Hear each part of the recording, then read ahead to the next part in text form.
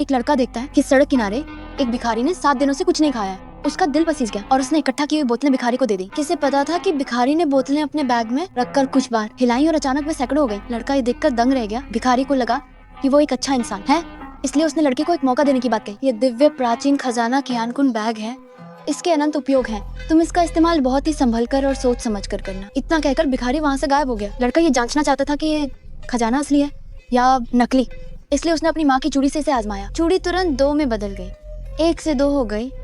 ये वाकई में असीमित नकल कर सकता है। लड़के ने बैग को हिलाना जारी रखा।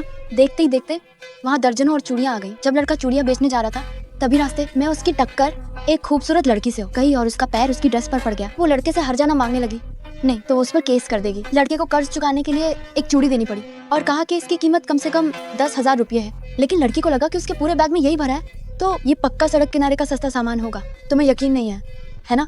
अगर तुम्हें यकीन नहीं है तो तुम किसी विशेषज्ञ से इसकी जांच करवा सकती हो। तुम यहाँ बिना किसी आधार के बस झूठ बोल रही हो।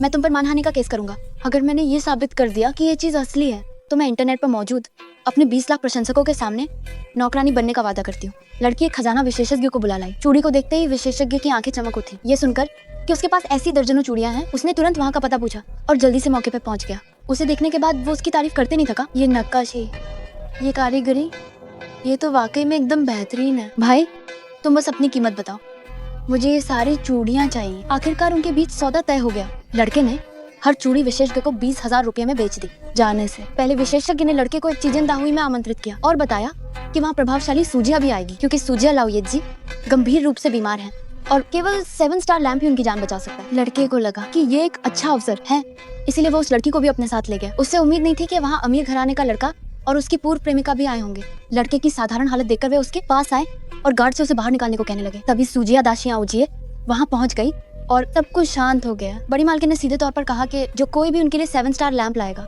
वो उस पर अपना एक एहसान मानेगी। टेक्स्ट: सूजिया का एहसान।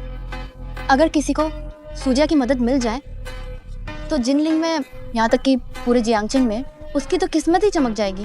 अमीर लड़का तुरंत आगे आया और बोला कि भले ही उसके पास लैंप नहीं है, लेकिन उसके पास लैंप का तेल है जो आपातकालीन स्थिति में काम आ सकता है। बड़ी मालकिन इससे बहुत संतुष्ट हुई